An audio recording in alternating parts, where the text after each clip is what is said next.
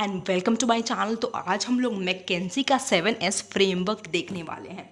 तो आप इस डायग्राम से भी बहुत अच्छे से मैकेंजी का 7S फ्रेमवर्क समझ सकते हैं। तो 7S किसको बोला गया है? बीच में है हमारा सेंट्रल में है हमारा सेंटर में शेयर्ड वैल्यूज़, फिर स्ट्रक्चर है, सिस्टम है, स्टाइल है, स्किल्स है, स्ट्रैटेजी है एंड लास्ट में स्टाफ है। तो आप इनको काउंट करेंगे तो आपको कितने एस दिखेंगे? 1S, 2S, 3S, 4S, 5S, 6X और बीच में हमारा 7S। तो बेसिकली यहाँ पे 7S की बात की जा रही है। मैकेंजी का जो 7S फ्रेमवर्क है कि इम्पॉर्टेंट मॉडल है जो हमें बेसिकली इंफॉर्मेशन प्रोवाइड करता है इंटरनल वेरिएबल्स के बारे में जो ऑर्गेनाइजेशन की इफेक्टिवनेस पे कहीं ना कहीं असर डालते हैं।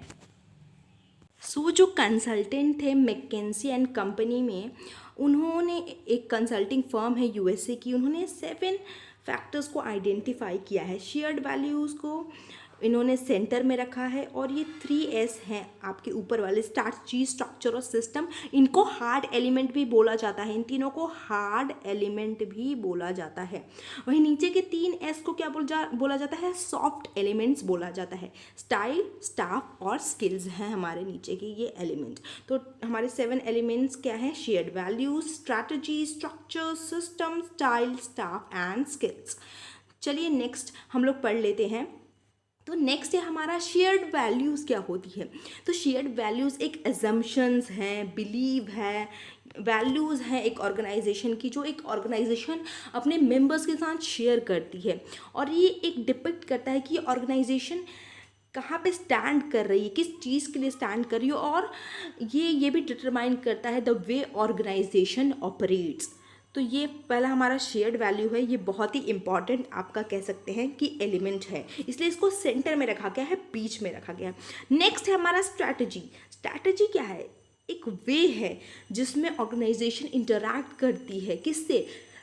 अपने बाहरी कॉम्पिटिटर से इंटरैक्ट करती है। लेकिन ये इंटरनल फैक्टर भी हम इसे कह सकते हैं, जैसे कि मैंने आपको पहले ही बताया, आप यहाँ पे देख सकते हैं कि जो मैकेंजी का 7S फ्रेमवर्क है ये इंटरनल वेरिएबल्स की बात कर रहा है। तो स्ट्रैटेजी आपका इंटरनल वेरिएबल है, क्योंकि हम स्ट्रैटेजी ऑर्गेनाइजेशन में रहकर ही बनाते हैं। लेकिन किस लिए बनाते हैं? कि बाहर जो हमारे कॉम्पिटिटर्स हैं उनसे हम कम्पीट कर पाएँ।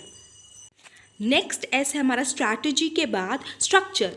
तो ये बेसिकली क्या आपको बताता है कि रिपोर्टिंग रिलेशनशिप बताता है एमंग ऑर्गेनाइजेशनल मेंबर, प्रिस्क्राइब करता है कि किसका रोल क्या है, किसको क्या काम करना है, किसकी कितनी रिस्पॉन्सिबिलिटी है, उसके पास पावर कितनी है, अथॉरिटी कितनी है। तो स्ट्रक्चर में आपको बेसिकली बताता है कि ठीक है, मैं मिडिल लेवल पे हूँ, मुझे रिपोर्ट करना है अपर लेवल को, और मैं नीचे वाले जो मेरे लोअर लेवल उनको मैं इंस्ट्रक्शन वगैरह दे सकता हूँ। तो ये स्ट्रक्चर एक ऑर्गेनाइजेशन का, कि ऑर्गेनाइजेशन का स्ट्रक्चर बताता है कि कैसा वो ऑर्गेनाइजेशन में पावर्स हैं, रिस्पॉन्सिबिलिटीज़ किसकी क्या है, इसका क्या रोल है, अथॉरिटी, ये सब। नेक्स्ट हमारा एस है सिस्टम। सिस्टम से आप समझ रहे होंगे कि क्या है, एक तरीके का प्रोसीजर है, प्रोसेस है, यहाँ पे कॉमा लगा लीजिएगा, प्रोसेस है एंड अदर रूटीन एक्टिविटी जो हम लोग कर रहे हैं। किस लिए? मेजर एरियाज किन किन चीज़ों में कर रहे हैं हम लोग? मार्केटिंग, फाइनेंस, ह्यूमन रिसोर्स और ओवरऑल मैनेजमेंट। तो कोई भी चीज़ एक सिस्टम में चलती है, स्टेप्स फॉलो होते हैं, प्रोसेस फॉलो होते हैं, प्रोसीजर फॉलो होते हैं। तो और हमारे सिस्टम के मेजर एरियाज क्या है? मार्केटिंग में हमें क्या करना है, फिनेंस में क्या करना है, ह्यूमन रिसोर्स, ओवरऑल मैनेजमेंट में। ये सिस्टम एक साथ चलता है। अगर आपका मार्केटिंग कहीं भी गड़बड़ी हुई मार्केटिंग में, तो उसका इफेक्ट फाइनेंस पे भी आएगा, ह्यूमन रिसोर्स पे भी आएगा। तो ये कहीं ना कहीं ओवरऑल मैनेजमेंट, ये सब एक दूसरे से जुड़ा हुआ है। फिर हमारा है स्टाइल, स्टाफ और स्किल्स। मैंने आपको पहले ही बताया था, ये हमारे सॉफ्ट एलिमेंट कहलाते हैं। तो स्टाइल क्या है?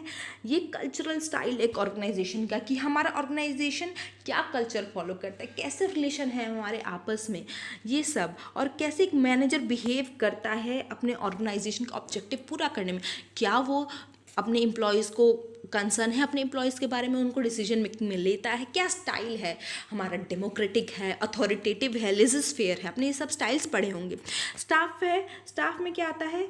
जो भी हमारे ऑर्गेनाइजेशन के अंदर जो भी स्टाफ है डिफरेंट लेवल पे वो कैसा परफॉर्म कर रहे हैं, वो कैसे हेल्पफुल है, सारे रिलेटेड है। टॉप मैनेजर रिलेटेड है, मिडिल से मिडिल रिलेटेड है, लोअर से लोअर रिलेटेड, टॉप से, तो कहीं ना कहीं सब इंटर रिलेटेड है स्टाफ एक दूसरे से। स्किल क्या है कि हमें क्या ओवरऑल कॉम्पिटेंसी चाहिए एक ऑर्गेनाइजेशन के जो भी पर्सनस है ऑर्गेनाइजेशन में, और एक ऑर्गेनाइजेशन एज अ ग्रुप और होल क्या क्या स्किल्स चाहिए। तो all these elements are interrelated with each other. Hope you understand the 7S. Like, share and subscribe the video.